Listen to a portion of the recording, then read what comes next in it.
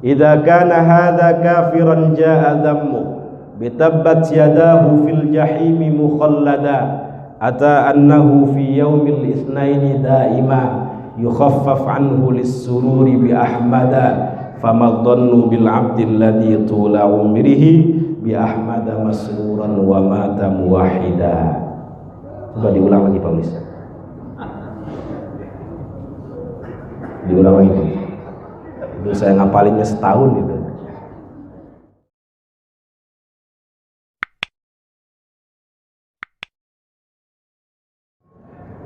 Assalamualaikum warahmatullahi wabarakatuh. Alhamdulillahi wahdah, wassalatu wassalamu ala man la nabiyya ba'dah, wa ala alihi wa ashabihi wa man walah. Mari sama-sama Bapak Ibu, Allahumma faqihna fid din wa 'allimna at-ta'wil.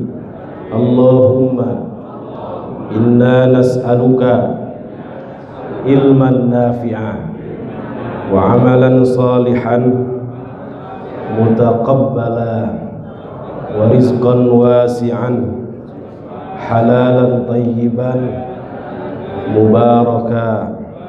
Allahumma ij'alna wa auladana wa dhurriyyatina min ahlil ilmi wa ahlil khair wa ahlil Qur'an wa la taj'alna wa iyyahum min ahlil jahli was-su'i wasyarri wad-dhairi wad-tughyan birahmatika ya arhamar rahimin walhamdulillahi rabbil alamin. Amma ba'd. Hadratil afadil sadatil ulama wal masyayikh wal asatid al a'izza hafizakumullah wa ra'akum, yang mulia dan yang kami muliakan, para alim, para ulama, para guru, tuan guru, para sepuh, bini sepuh, para tokoh masyarakat, aparatur pemerintah setempat, wabil khusus Ketua Dewan Kemakmuran Masjid Nurus Salam Hankam yang dimuliakan Allah Subhanahu wa taala beserta seluruh jajaran. Hadir di sini guru kita Kiai Hanafi dan para asatid yang tidak saya sebutkan satu persatu, namun tidak mengurangi ta'zim dan hormat saya kepada Bapak Ibu sekalian. Mohon maaf, ini saya baru selesai dari sembuh, jadi ini ngaji orang sakit, nggak apa-apa ya? Ini ngaji orang sakit, ini lagi musim ya. Aduh, nggak sembuh-sembuh dari kemarin. Ini kalau bukan amanat saya mungkin izin tadinya, cuma udah mulai agak sembuh ini. Mudah-mudahan bisa selesai 1/4 jam ini. Saya dikasih waktu berapa menit Pak Haji? 40 menit. Ya Allah, kondilalahnya pas hari haknya itu lagi sakit gitu. Bapak Ibu hadirin yang dimuliakan Allah Subhanahu wa taala, sebelum saya mulai pengajian peringatan Maulid Nabi Muhammad sallallahu alaihi wasallam 1444 Hijriah, saya mengajak Bapak Ibu untuk sama-sama membaca 2 ayat terakhir daripada surah Al-Baqarah. Mudah-mudahan 2 ayat ini menjadi wiridan istiqomah kita setiap malam. Sengaja saya ulang-ulang, kadang diulang-ulang pun kita lupa gitu. Ini untuk mengingatkan saja, mudah-mudahan menjadi wiridan istiqomah kita. Mari sama-sama. Bismillahirrahmanirrahim.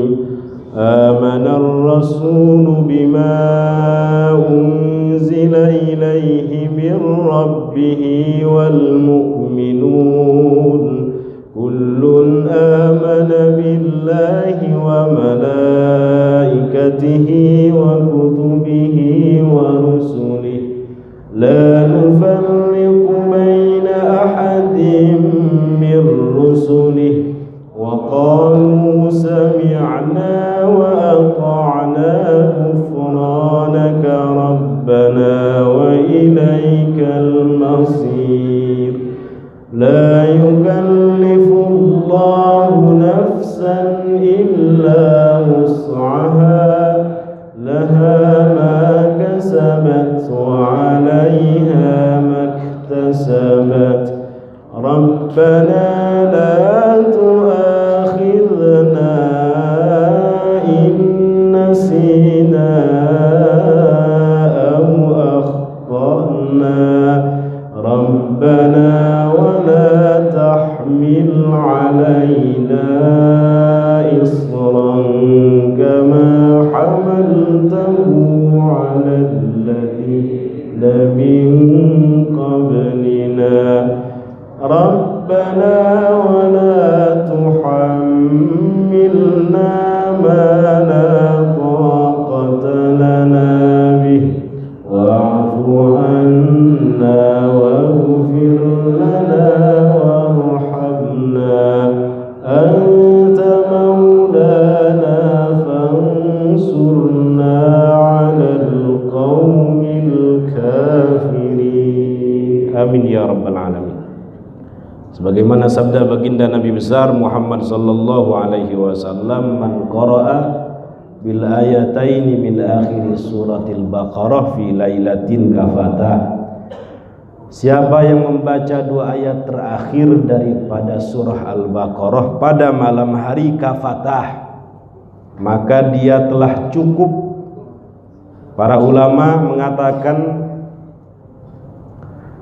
telah cukup di sini satu, kafatahu min qiyamil lail, pembacanya telah cukup dari melakukan qiyamul lail semalaman suntuk. Misalnya ibu punya kebiasaan sholat tahajud pada malam hari, sholat witir, memakmurkan malam, baca Quran, terlewat misalnya pada malam itu, tetapi sebelum tidur sudah membaca dua ayat terakhir daripada surah Al-Baqarah ini kafatah, maka amalan-amalan yang tertinggal pada malam itu sudah tercover dengan membaca dua ayat terakhir daripada surah Al-Baqarah ini.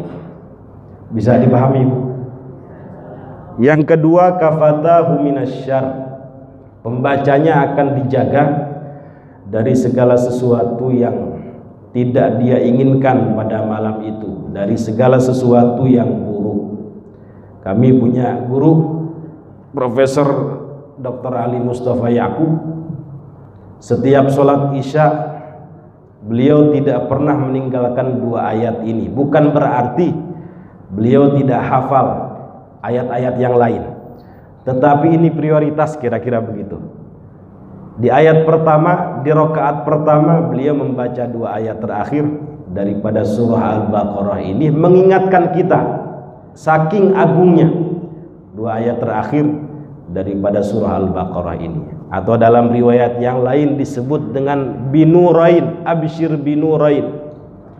Jadi Nabi saat itu sedang berbincang-bincang dengan malaikat Jibril.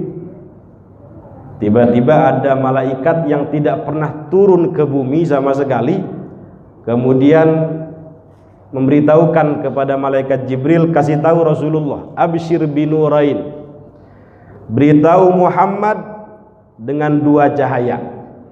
Yang pertama surah Al-Fatihah, yang kedua khawatimil Baqarah, ayat-ayat terakhir daripada surah Al-Baqarah. Surah Al-Fatihah merupakan a'dhamus surah, surah paling agung, dan khawatimil Baqarah, ayat-ayat terakhir daripada surah Al-Baqarah ini merupakan dua cahaya. Siapapun, kata malaikat tersebut, yang berdoa dengan wasilah dua ayat ini, dua surah ini, maka doa-doanya akan dikabulkan Allah Subhanahu wa ta'ala. Amin amin ya rabbal alamin. Mudah-mudahan kita istiqomahkan sampai akhir hayat kita. Istiqomah bukan istri 3 dikontrakin rumah, bukan. Tapi ada komitmen untuk selalu berada di jalan Allah, komitmen untuk selalu berupaya menjauhi hal-hal yang dimurkai Allah Subhanahu wa taala. Amin amin ya rabbal alamin. Bapak Ibu yang dimuliakan Allah Subhanahu wa taala, saya ingin bertanya ini. Apa tujuan kita menghadiri pengajian Maulid Nabi Muhammad SAW pada malam ini? Kok ibu capek-capek gitu duduk-duduk di sini? Mau ngapain gitu? Kira-kira mau ngapain? Silaturahmi, terus apa lagi? Pengen mendapatkan syafaat Rasulullah, terus apa lagi? Pengen mendapatkan mahabbah beliau, apa lagi? Dan lain sebagainya. Betul semua ibu, betul semua. Mudah-mudahan bapak ibu yang hadir di sini dianggap oleh Rasulullah sebagai umatnya. Mudah-mudahan yang hadir di sini dianggap oleh beliau sebagai kekasihnya. Mudah-mudahan kita dihimpun bersama beliau. Ada seorang badui bertanya kepada Rasulullah, pertanyaannya ini agak di luar nalar gitu. Matas sa'ah, ya Rasulullah, matas sa'ah, kapan terjadi kiamat? Kemudian Rasul nggak jawab. Wong ketika ditanya oleh malaikat Jibril juga nggak jawab beliau. Mal mas'ul anha bi'alama minas sa'il. Yang ditanya tidak lebih mengetahui daripada yang bertanya. Ini oleh badui ditanya, ya Rasulullah, matas sa'ah, kapan terjadi kiamat? Rasul nggak jawab. Beliau balik bertanya, apa yang sudah kamu siapkan untuk menghadapi kiamat? Kata badui ini, saya tidak menyiapkan apa-apa. Saya tidak menyiapkan sholat, artinya sholat tapi tidak terlalu banyak gitu. Sholat sunnahnya cuma 2 rakaat saja. Saya tidak zakat, tidak sedekah banyak, ya sedekahnya dikit-dikit aja gitu. Artinya tidak melakukan amal soleh yang banyak. Tapi satu yang saya punya, uhibbullah wa rasulah. Saya cinta kepada Allah dan cinta kepada Rasulullah sallallahu alaihi wasallam. Apa kata Rasulullah sallallahu alaihi wasallam? Kalau begitu anta ma'aman ahbabta, engkau akan dihimpun bersama orang yang engkau cintai. Ini yang meriwayatkan namanya Sayyiduna Anas ibn Malik radhiyallahu anhu. Sayyiduna Anas bin Malik ini siapa, Bu? Khadimun Nabi. Beliau menjadi khadim Nabi selama 10 tahun. Kata Sayyiduna Anas, saya semenjak mengabdi, semenjak menjadi khadim dengan Rasulullah sallallahu alaihi wasallam, tidak pernah ada ungkapan yang sangat saya sukai, sangat saya harapkan, sangat saya banggakan kecuali kata-kata ini, ungkapan ini. Apa? Anta ma'aman ahbabta. Engkau akan dihimpun, dikumpulkan bersama-sama dengan orang yang engkau cintai. Kalau begitu kata beliau, saya cinta Rasulullah sallallahu alaihi wasallam. Nggak ada yang jawab ini, Pak. Pelit banget. Pelit banget. Sallu ala Nabi.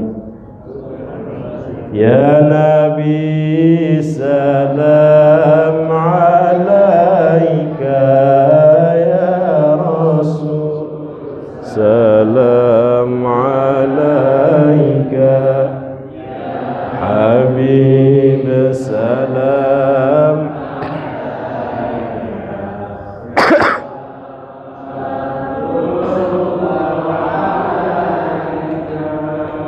Asyraqal badru alaina fakhtafat minhul budur mithla husnik ma ra'ayna qattu ya wajha sururi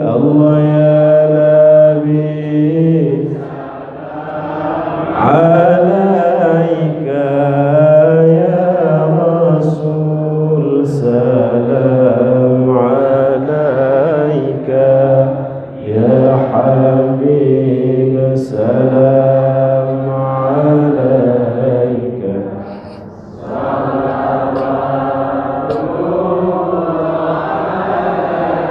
Sallu ala Nabi Muhammad. Kalau begitu kata Sayyiduna Anas ibn Malik, saya mencintai Rasulullah sallallahu alaihi wasallam, saya mencintai Abu Bakar radhiyallahu an, saya mencintai Umar radhiyallahu an.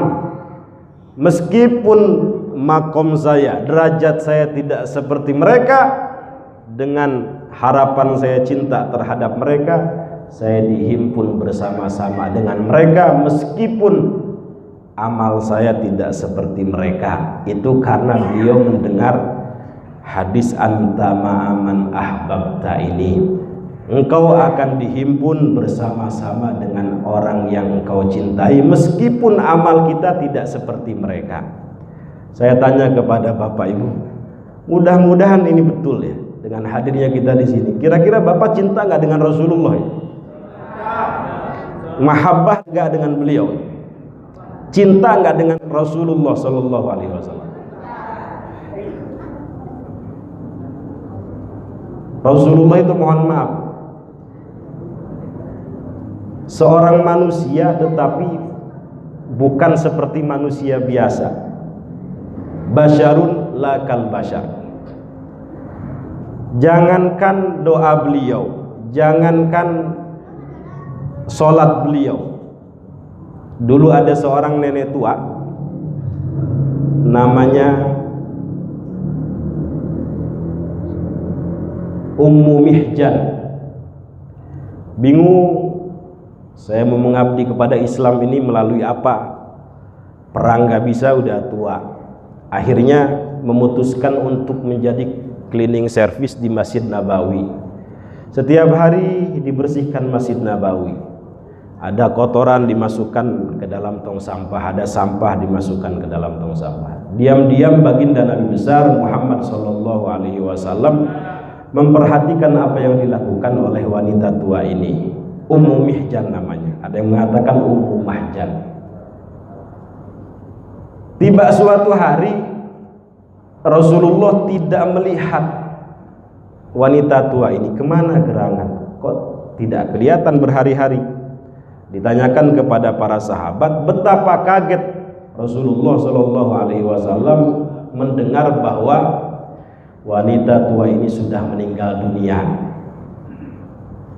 Kaget bukan meninggal dunia, tetapi tidak ada satu sahabat pun yang memberitahukan meninggalnya wanita tua ini. Dalam riwayat yang lain, faka'annama sagharu amroha, dalam riwayat Imam Muslim, seolah-olah sebagian sahabat itu meremehkan pekerjaan wanita tua sebagai cleaning service. Mudah-mudahan di sini jadi marbot semua ini, Pak Haji. Di antara sebab Nabiullah Ibrahim alaihi salatu wassalam diangkat derajatnya oleh Allah Subhanahu wa ta'ala, dijadikan Abul Anbiya Khalilur Rahman, karena mau jadi marbot Masjidil Haram. Setiap hari beliau bersihkan Masjidil Haram. Apa ayatnya? Antahira baitiya lit-taifina wal akifina war ruk'is sujud. Nabiullah Ibrahim dengan Nabiullah Ismail menjadi marbot Masjid Al-Haram. Untuk siapa? Lit-taifin, untuk orang-orang yang tawaf, wal akifin, untuk orang-orang yang i'tikaf, war ruk'is sujud, untuk orang-orang yang melakukan ruku dan sujud. Diangkat derajat beliau, dijadikan Abul Anbiya. Tidak ada satu sahabat pun yang memberitahukan wafatnya wanita tua ini. Dengan kecewa Rasulullah Shallallahu Alaihi Wasallam mengatakan, dulluni ala qabriha, tunjukkan kepadaku di mana kuburannya. Kemudian diantar oleh para sahabat sampai ke kuburan wanita tersebut. Kemudian beliau sholat. Kalau belum lama Pak ya, sholat di depan kuburan, sholat jenazah gitu, meninggalnya belum lama, tidak apa-apa. Ini Rasulullah melakukan. kemudian sholat jenazah di depan kuburan wanita tua ini. Setelah selesai berdoa, beliau mengatakan, inna hadhil kubur mamlu'atun dhulmah. Sesungguhnya kuburan-kuburan ini dipenuhi dengan kegelapan. Jadi gelap, artinya nggak ada cahaya sama sekali, nggak ada kebahagiaan sama sekali. Wa innallaha yunawwiruha lahum bisalati alaihim. Dan sekarang kata beliau, setelah aku sholatkan, setelah aku doakan, Allah subhanahu wa ta'ala memberikan cahaya kepada mereka. Itu sebab apa, Bu? Sebab sholat dan doanya baginda Nabi besar Muhammad sallallahu alaihi wasallam. Jangankan doa beliau, jangankan sholat beliau yang menjadi rebutan para sahabat. Mohon maaf, dalam hadis sahih riwayat Imam Muslim, air ludah beliau menjadi rebutan para sahabat. Ibu mau saya ludahin? Peyong begitu. Bisa dicek dalam Sahih Muslim. Kalau nggak percaya saya ini ngaji Kutubus Sittah. Saya ngaji Kutubus Sittah dengan Kiai Ali Mustafa Yaqub. 4 tahun selesai hatam, Pak Haji. Kalau nggak percaya cek.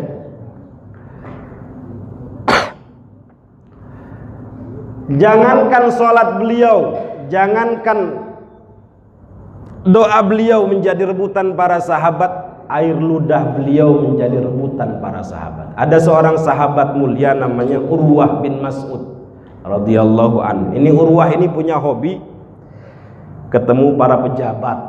Jadi silaturahminya itu dengan orang-orang yang punya jabatan. Ini Pak Ulis kayaknya udah mulai remang-remang ini matanya. Khusyuk. Ini nggak tahu, diem ini ngantuk, khusyuk, terpesona dengan saya. Kayaknya perlu kopi nih Pak Jack. Gimana Pak Jack?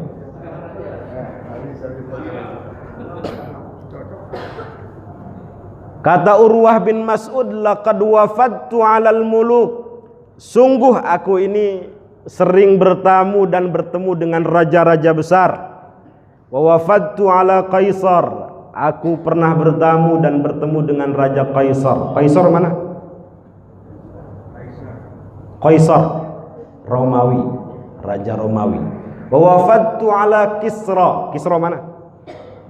Aku pernah bertamu dan bertemu dengan Raja Kisra Persia. Wa wafadtu ala Najasyi. Aku pernah bertamu dan bertemu dengan Raja Najasyi Ethiopia. Wallahi kata Urwah, in ra'aitu malikan qad yu'azzimuhu ashabuhu ma yu'azzimu ashabu Muhammadin sallallahu alaihi wasallam Muhammada. Demi Allah kata Urwah, aku tidak pernah melihat satu raja pun yang begitu dihormati oleh rakyatnya, yang begitu diagungkan oleh para sahabatnya selain baginda Nabi besar Muhammad sallallahu alaihi wasallam yang begitu dimuliakan oleh para sahabat-sahabatnya. Wallahi kata Urwah, intanakhama nukhamah, kalau Rasulullah meludah illa waqa'at fi kaffi rajulin minhum, melainkan ludahnya itu sampai ke telapak tangan sahabatnya. Fadalaka biha wajhahu wa jildah, kemudian mereka usapkan ke wajah-wajah mereka, wajildah ke bagian tubuh mereka. Kira-kira mau ibu? Saya ludahin gitu, piok. Kalau Nabi mungkin mau. Fadalaka biha wajhahu wajil. Nukhamah itu begini Bu. Nabi lagi ceramah nih. Lagi ceramah. Sering ada keluar apa namanya itu? Muncrat. Nah itu nukhamah namanya. Nah, itu sahabat tuh nungguin Bu. Sahabat nungguin. Dapat? Itu yang dalam bahasa pesantren disebut dengan tabarruk. Bapak Ibu kalau nggak percaya tabarruk ya enggak apa-apa. Kalau Nabi mengharamkan tabarruk saat itu juga melarang, tapi Nabi mendiamkan. Wa idza amarahum, kalau Rasulullah memerintah, ibtadaru amroh, mereka bersegera melaksanakan perintah beliau. Wa idza tawaddaa kadu yaktatiluna ala wudu'i, kalau Rasulullah wudu mereka yaktatilun tuh berebut. Iktatala yaktatilun tuh berbunuh-bunuhan, tapi dalam arti ini maksudnya berebut. Yaktatiluna ala wadu'i, berebut mendapatkan bekas air wudunya. Jadi Rasulullah wudu, bekas air wudunya itu ditungguin oleh para sahabat. Itu tabarruk juga. Wa idza takallama khafadu aswatahum indah. Kalau Rasulullah berbicara, khafadu aswatahum indah. Para sahabat tidak berani meninggikan suaranya di hadapan Rasulullah sallallahu alaihi wasallam. Ini dilakukan oleh santri-santri kita di pesantren-pesantren itu. Coba dilihat, santri-santri itu mirip dengan sahabat dengan Nabi. Kalau ketemu kiainya nunduk-nunduk, kiainya selesai ceramah, ada kopinya tinggal setengah lagi dia habisin. Itu tabarruk. Dan itu dilakukan oleh para sahabat kepada Rasulullah sallallahu alaihi wasallam. Wa ma yuhidduna ilaihi nadhar ta'dhiman lah. Dan para sahabat tidak berani memandang wajah Rasulullah sallallahu alaihi wasallam lama-lama. Saking apa? Ta'dhiman lahu, saking hormatnya mereka terhadap Rasulullah sallallahu alaihi wasallam. Enggak ada yang jawab lagi. Al-bakhil man dzukirtu indahu wa lam yusalli alayya. Orang yang pelit adalah orang yang apabila disebut namaku tidak bersolawat kepadaku. Sallu ala Nabi Muhammad. Ibu kenal Abu Lahab? Abu Lahab? Nggak kenal. Ayatnya tiap hari dibaca. Tabbat yada Abi Lahabin wa tab. Mohon maaf Ibu, Abu Lahab ini dalam riwayat Sahih Al-Bukhari, meskipun hadisnya mu'allaq tapi ada di dalam Sahih Al-Bukhari. Ya, kalau Bukhari udah nggak perlu dipertanyakan lagi. Ada kerabat Abu Lahab memimpikan, bertanya kepada Abu Lahab, gimana keadaanmu di alam sana? Ya Allah nyiksa saya, tapi setiap hari Senin memberikan keringanan terhadap saya. Takhfiful adab, keluar dari jari jemari saya air. Itu disebabkan karena apa? Disebabkan karena Rasulullah, ketika Rasulullah lahir, aku membebaskan seorang budakku yang bernama Suwaibah al-Aslamiyah.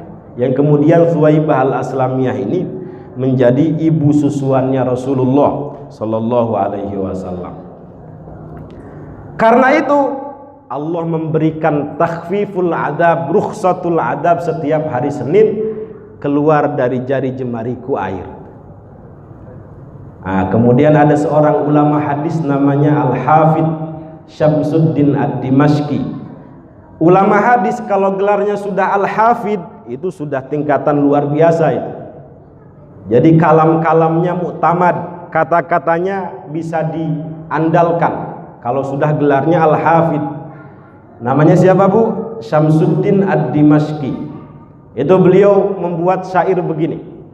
Idza kana hadza kafiran jaa dhammu bitabbat yadahu fil jahimi mukhallada ata annahu fi yaumil itsnaini daima yukhaffaf anhu lis-sururi bi ahmada fama dhannu bil 'abdil ladzi tula umrihi bi ahmada masruran wa mata muwahhida. Coba diulang lagi Pak Ulis. Diulang lagi Pak. Itu saya ngapalinnya setahun gitu. Idza kana hadza kafiran jaa dhammu. Kalau yang ini saja, yang kafir saja telah jelas nasnya, celaknya dalam Quran, tabbat yada abi lahabi wa tab. Kekal selamanya di dalam neraka, tetapi datang kepada dia setiap hari Senin, yukhaffaf anhu lis-sururi bi ahmada. Keringanan siksa disebabkan karena lis-sururi bi ahmada, disebabkan karena bahagia atas Ahmad, lahirnya Ahmad. Famadhannu, kata Syamsuddin Ad-Dimashqi, famadhannu bil 'abdil ladzi tula umrihi bi ahmada masruran wa mata muwahhidan. Bagaimana perkiraanmu dengan orang yang setiap hari bahagia, setiap hari bersyukur, setiap hari berterima kasih atas hadirnya lahirnya baginda Nabi besar Muhammad sallallahu alaihi wasallam.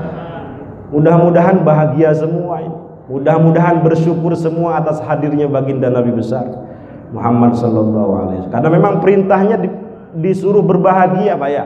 Falyafrahu, kata Allah, bahagialah, bersyukurlah, bersenang-senanglah.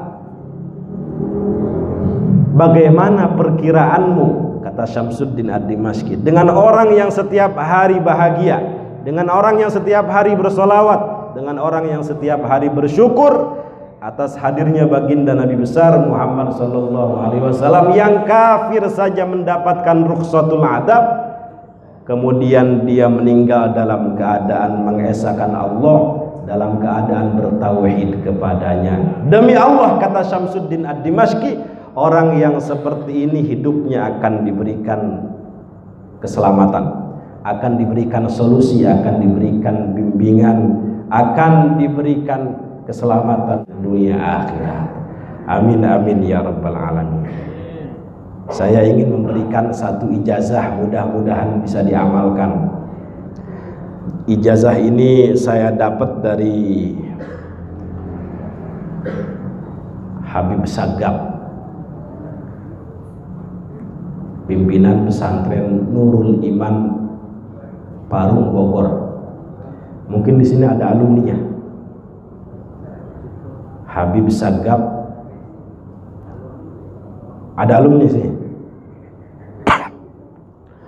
Beliau punya pesantren 3, yang paling besar di Parung Bogor, 30.000 santrinya, gratis semua.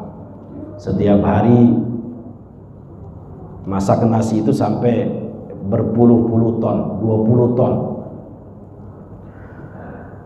Habib Sagaf ini dulu mondoknya di Aljazair, belajar kepada seorang wali, seorang mursyid namanya Syekh Balqaid. Namanya guru ya, kadang bisa melihat keadaan murid baik lahir maupun batin. Cuma kadang nggak diungkapkan saja kadang. Nah, saat itu Habib Sagaf ini mau boyong, mau pulang ke Indonesia. Dilihat sama gurunya, sepertinya kalau pulang ke Indonesia bakal susah ini. Dilihat, Sagaf sini, ini saya punya amalan yang sudah saya amalkan dan saya rasakan manfaatnya. Mudah-mudahan bisa kamu amalkannya. Mudah-mudahan kamu pulang ke Indonesia nggak susah. Ini amalan saya kasih nama Syajaratun Nukud. Syajarah itu pohon, nukud itu duit. Ini kalau urusan duit seneng semua nih ya. Kiai, Syekh, saya ini belajar di sini bukan untuk nyari dunia. Saya ini ingin menjadi sufi, ingin tazkiyatun nafsi, ingin membersihkan diri, membersihkan hati. Udah amalin aja, kata gurunya, wali. Redaksinya bagaimana, Kiai? Redaksinya Allahumma salli ala sayyidina Muhammadin wa ala ali sayyidina Muhammadin. Mari sama-sama, Allahumma salli ala sayyidina Muhammadin wa ala ali sayyidina Muhammadin. Kata beliau dibaca 400 kali setelah sholat isya, tidak keluar subuh. Terserah ibu bapak mau sambil nonton TV pegang tasbih Allahumma sholli ala sayyidina Muhammad wa ala ali sayyidina Muhammad, sambil ngasuh anak pegang tasbih Allahumma sholli ala sayyidina Muhammad wa ala ali sayyidina Muhammad, sambil bawa mobil bisa nggak? Pegang tasbih Allahumma sholli ala sayyidina Muhammad wa ala ali sayyidina Muhammad, bisa? Sambil pegang motor Allahumma sholli ala sayyidina Muhammad wa ala ali sayyidina Muhammad 400 kali setelah sholat isya, tidak keluar subuh. Demi Allah, saya istiqomah mengamalkan sholawat Syajaratun Nukud ini selama 7 tahun. Saya pulang ke Indonesia, kata Habib Sagaf, baju cuma punya 1, Istri saya sakit sampai ngutang kemana-mana, tapi saya mengamalkan istiqomah 7 tahun. Itu sampai orang pelit sekalipun bolong sakunya pengen ngasih ke saya, kata dia. Bapak bisa lihat pondok saya ada 3, paling besar di Parung. Santrinya 30.000 gratis semua. Saya nggak tahu, datang aja sendiri itu. Saya punya 50 usaha itu. Ya Allah, memang begitu Pak ya. Kalau sudah dimakbul orang, doanya begitu kalau sudah dimakbul itu. Jadi Bapak nih Ibu kalau hidup ini selalu susah gitu, coba diamalin deh ini. Mudah-mudahan diamalkan, saya dapat jariah, Habib Sagep dapat jariah gitu kira-kira. Ustadz, saya udah ngamalin 3 tahun tapi nggak hasil-hasil, bagaimana? Bukan nggak hasil, mungkin dialihkan ke yang lain. Habib Sulis ya. Ustadz Sulis pengen punya Alphard misalnya, pengen punya BMW atau Land Cruiser, ngamalin sholawat Syajaratul Nuqud 3 tahun nggak dapat. Jangan-jangan Ustadz Ali bohong. Bukan bohong, kita tidak tahu mana yang terbaik untuk kita. Jangan-jangan kalau dikasih Alphard nih, Ustadz Sulis ini nanti nggak mau ngajar lagi di Hankam ini, nggak mau ke masjid lagi nih, ngusapin mobil terus. Jadi bukan tidak dikabulkan, tetapi dialihkan ke yang lain. Anak keturunannya disoleh dan solehahkan, keluarganya diberikan sakinah yang dibalut dengan mawaddah dan rahmah. Intinya jangan sampai hari-hari kita lewat tanpa sholawat kepada baginda Nabi besar Muhammad sallallahu alaihi wasallam. Inna awlan nasi bi yaumal qiyamah aktsaruhum alayya sholatan. Sesungguhnya orang yang paling utama, paling mulia, paling istimewa, paling dekat kelak kedudukan dengan Rasulullah sallallahu alaihi wasallam adalah orang yang paling banyak bersolawat kepada beliau. Shallu ala Nabi Muhammad. Jadi berapa kali tadi Bu? 400 kali dibaca setelah sholat isya, tidak keluar subuh. Kalau keluar subuh bagaimana? Diqodho, diganti. Jadi setiap hari minimal baca 400 kali itu. Saya pernah bertanya kepada guru saya itu, Kiai, dianggap banyak bersolawat kepada Rasulullah itu berapa kali? Kan ada hadis tadi itu, inna awlan nasi bi yaumal qiyamah aktsaruhum alayya sholatan. Biar kita tidak dianggap pelit oleh Rasulullah, kata guru kami, minimal sehari 300 kali itu minimal. Ini saya kasih 400 kali Bu ya. Yang paling ringan, redaksinya tidak sulit. Allahumma sholli ala Sayyidina Muhammad wa ala ali Sayyidina Muhammad. Mudah-mudahan di depan rumah Bapak Ibu sekalian ada pohon duit, Ibu nggak susah, anak-anak jadi soleh dan solihah, diberikan ilmu yang manfaat, dan punya mahabbah terhadap baginda Nabi besar Muhammad sallallahu alaihi wasallam. Ada seorang ulama besar dari Yaman namanya Al-Habib Umar bin Hafid. Masih ada orangnya. Guru siapa? Al-Habib Mundir bin Fuad Al-Musawa, pimpinan majelis Rasulullah sallallahu alaihi wasallam. Beliau bercerita begini, dulu ada seorang tua ganteng, wajahnya putih, ahli maksiat tapi dia juga ahli sholawat. Ahli maksiat tapi dia juga ahli sholawat. Meninggal. Ketika meninggal, mohon maaf, yang tadinya wajah orang tua ini putih berubah seketika menjadi hitam. Anak sulungnya mengatakan, saya malu kalau nanti ada orang takziah bagaimana ya. Pastikan mau nggak mau melihat wajah ayah saya yang tadinya ganteng putih berubah jadi hitam gitu. Ini Habib Umar yang cerita. Kemudian nggak lama pingsan si anak muda ini. Dalam pingsannya itu bertemu dengan Rasulullah sallallahu alaihi wasallam. Wahai anak muda, jangan khawatir, kata Rasulullah. Meskipun ayahmu ini ahli maksiat, tetapi dia juga ahli sholawat. Tapi ini jangan ditiru Bu ya. Mudah-mudahan ibu semuanya ahli ketaatan itu, ahli taat. Ini sampel paling rendah kira-kira begitu. Ini ada Pak Chandra ini dari channel Al-Quran. Nanti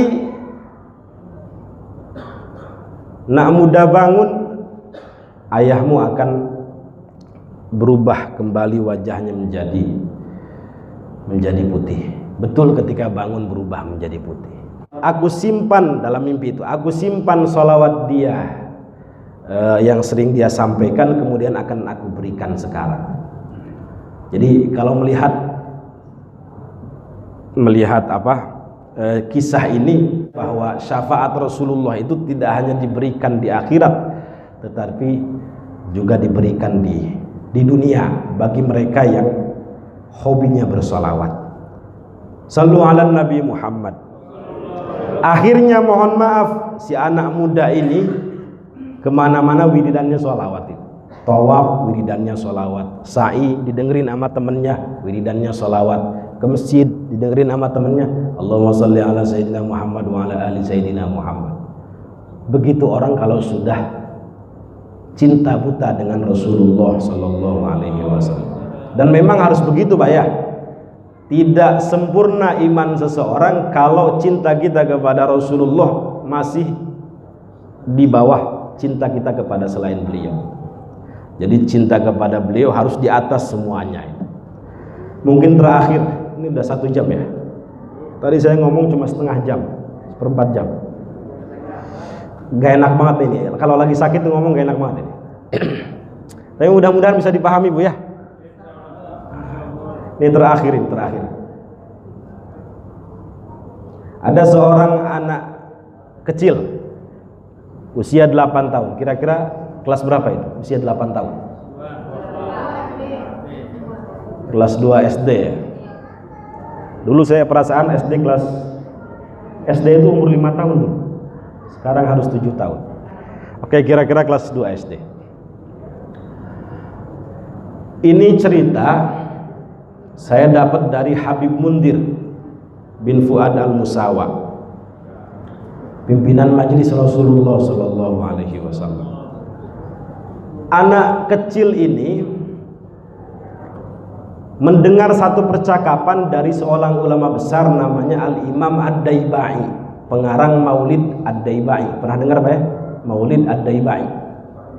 Saya dulu sempat hafal tuh Maulid Ad-Daibai. Alhamdulillahil qawiyil ghalib al-waliyyit talib al-ba'ithil warithil malihis salib alimah, dan seterusnya. Nah, dari percakapan tersebut Al-Imam Ad-Daibai yang asli orang Yaman ini ingin melakukan umroh plus ziarah ke makam baginda Nabi besar Muhammad Sallallahu Alaihi Wasallam. Kemudian si anak kecil ini bertanya, wahai imam, wahai guru, wahai syekh, bolehkah saya ikut bersama rombongan? Kata Imam Ad-Daibai, nggak boleh. Nanti rombongan ke sana, kamu ke sini. Rombongan ke sana, kamu ke sini. Khawatir tidak terpegang gitu kira-kira. Tapi saya ingin bertanya, kenapa engkau ingin ikut kami? Jawabannya itu luar biasa ya. Cinta saya, rindu saya kepada baginda Nabi besar Muhammad Sallallahu Alaihi Wasallam yang menyebabkan saya pengen ikut dengan rombongan. Itu usia 8 tahun ya. Ngomongnya seolah-olah sudah mengenal Rasulullah Sallallahu Alaihi Wasallam. Cinta saya, rindu saya yang menyebabkan saya ingin ikut bersama rombongan, ingin ziarah kepada makam baginda Nabi besar Muhammad Sallallahu Alaihi Wasallam. Tetap nggak boleh, kata Syekh Ad-Daibai. Akhirnya rombongan berangkat selama 2 minggu. Dulu belum ada kendaraan pesawat, ya masih pakai onta dari Yaman, pakai kuda kali ya. Berapa kafilah? Kalau dulu kan kafilah itu minimal 3 tuh, baru disebut kafilah. 3 kendaraan unta itu baru disebut kafilah. Akhirnya berangkatlah rombongannya Syekh Ad-Daibai sampai Madinah, ziarah ke makam baginda Nabi besar Muhammad sallallahu alaihi wasallam. Betapa kagetnya Imam Ad-Daibai melihat di depan makam baginda Nabi besar anak kecil yang bertanya di Yaman tadi itu, kok kamu udah ada di sini? Bagaimana ceritanya? Jadi si anak kecil ini sudah ada di depan makamnya Nabi besar Muhammad sallallahu alaihi wasallam. Bagaimana ceritanya kamu kok sudah ada di sini? Begini wahai Imam, ketika rombongan sudah agak jauh, aku sengaja pelan-pelan masuk ke kafilah rombongan paling belakang itu. Kemudian diam-diam aku masuk. Kemudian selama 2 minggu bagaimana? Kamu makan minum dari mana? Rindu saya, kata anak kecil ini, cinta saya kepada Rasulullah sallallahu alaihi wasallam melupakan saya dari makan dan minum. Kira-kira bisa nggak begitu kita? Ustadz Ulis nih, mau kemana Ustadz? Mau ke masjid, mau ngapain? Cinta saya, rindu saya kepada Rasulullah yang membuat saya semangat ke masjid. Ini anak kecil luar biasa ya. Cinta saya, rindu saya kepada baginda Nabi besar Muhammad sallallahu alaihi wasallam yang menyebabkan saya lupa makan dan minum. Kemudian si anak kecil ini bertanya, wahai Imam, benarkah ini tanah yang pernah diinjak oleh Rasulullah sallallahu alaihi wasallam? Benar, kata Imam Ad-Daibai. Kemudian dia ambil tanah Madinah, kemudian dia hirup, meninggal itu Pak. Ceritanya begitu.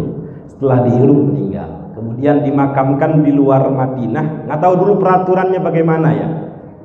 Yang jelas yang bukan asli penduduk sana itu dimakamkan di luar Madinah. Akhirnya dimakamkan di luar Madinah.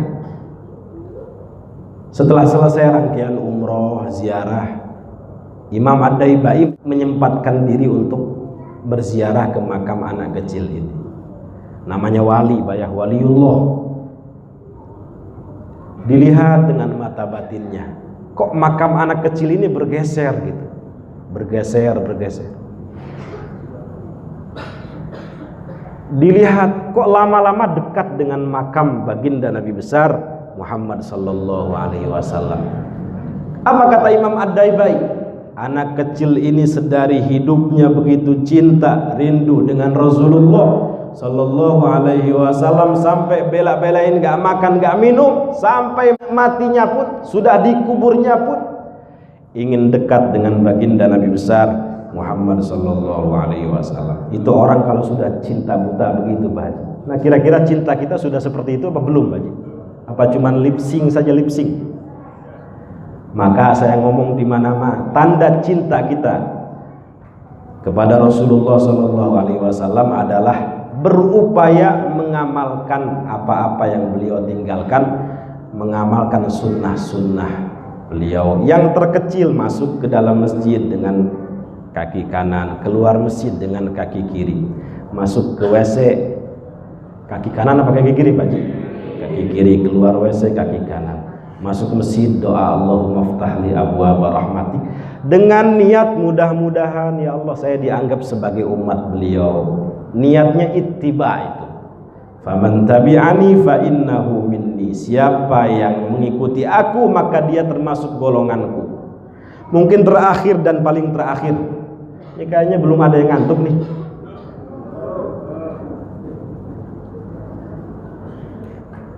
Bapak Ibu pengen dianggap oleh Rasulullah sebagai keluarga beliau. Mohon maaf, di sini ada yang termasuk dzurriyyahnya Nabi? Segap gitu ada. Al-Atas ada nggak di sini? Azmat Khan nggak ada.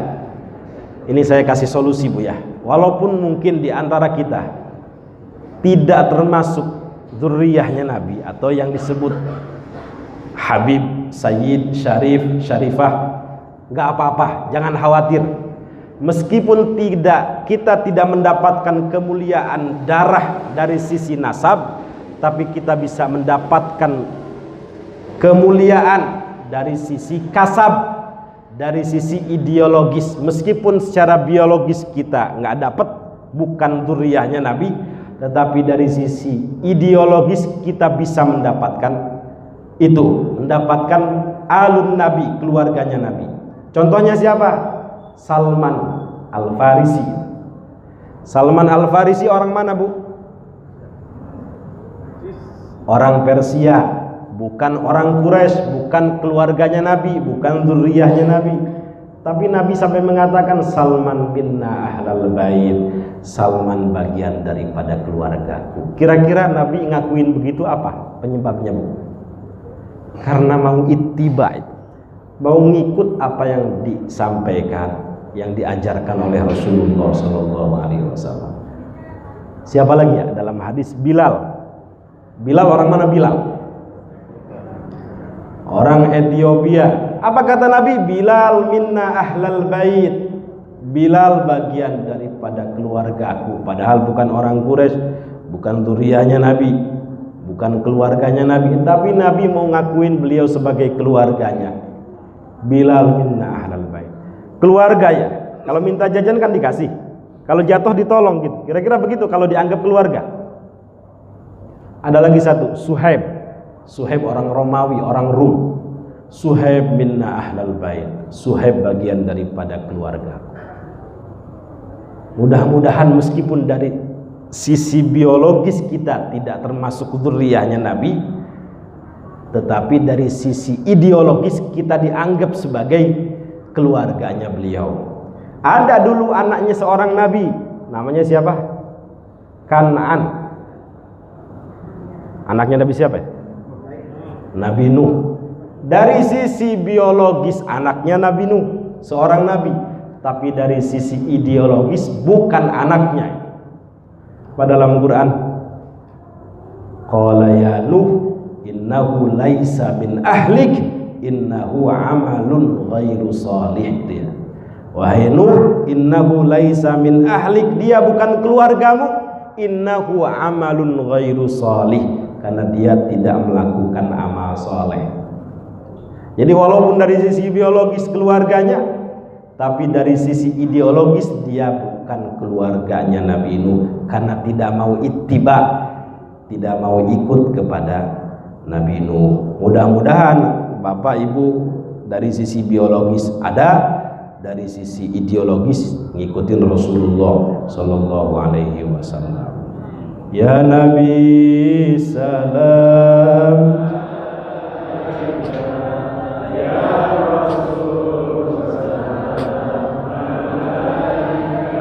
ya Habib salam alaika, salawatullah alaika, sallu ala Nabi Muhammad. Mungkin itu saya yang bisa saya sampaikan. Doakan mudah-mudahan sehat lahir batin, bisa terus memberikan sesuatu kepada jamaah. Besok ini ada jadwal lagi di, sebenarnya saya nggak mau berangkat ya, cuma karena sudah mengiyakan jadi susah gimana ya. Nah, kalau ada yang menggantikan Pak Ulis nggak apa-apa Pak Ulis. Oke, sebelum saya tutup mungkin ada yang mau disampaikan, Pak Dedi atau Pak Zaki.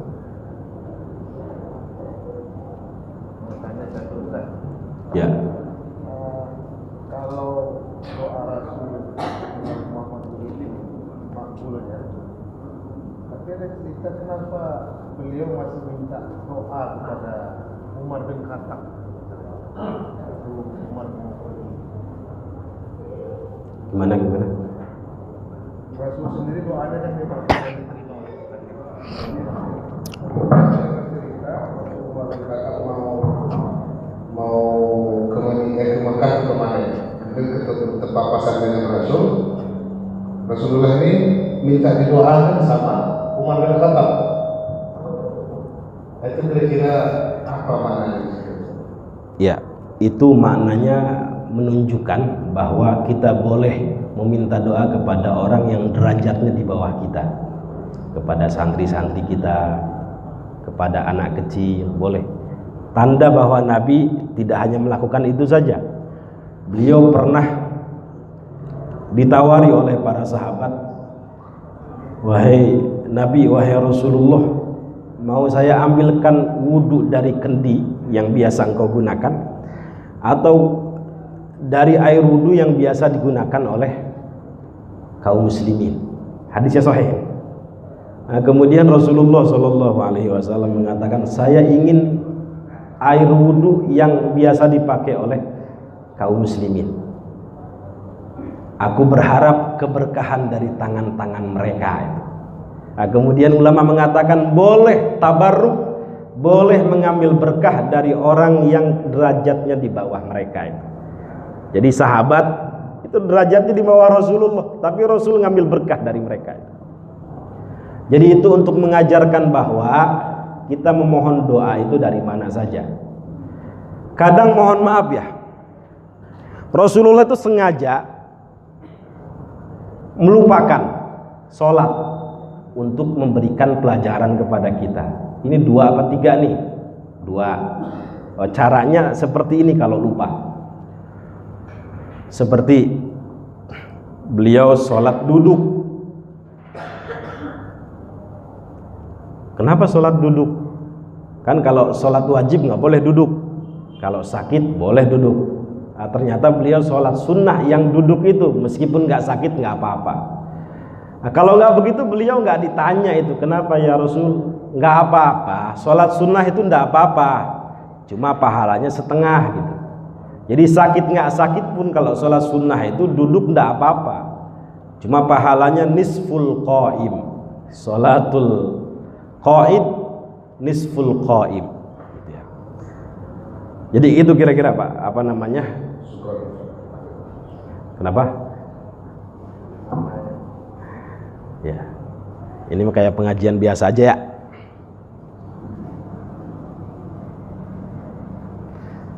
Udah Bu?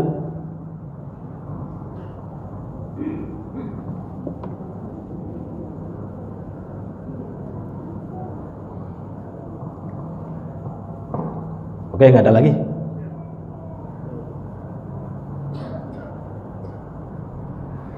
Cukup Pak ya, udah jam 9. Mudah-mudahan ada manfaatnya. Bapak Ibu sekalian diberikan kesehatan lahir batin, dimudahkan segala urusannya, diberikan keistiqomahan dalam ibadah, dimudahkan segala urusannya. Anak-anak yang sedang belajar diberikan kemudahan, diberikan ilmu yang manfaat dan husnul khatimah. Amin amin ya rabbal alamin. Nakhtatim hadzal majlis bidu'a kafaratil majlis. Subhanakallahumma wa bihamdik asyhadu an la ilaha illa anta astaghfiruka wa atubu ilaik. Al-Fatihah. A'udzubillahi minasyaitonir rajim. Bismillahirrahmanirrahim.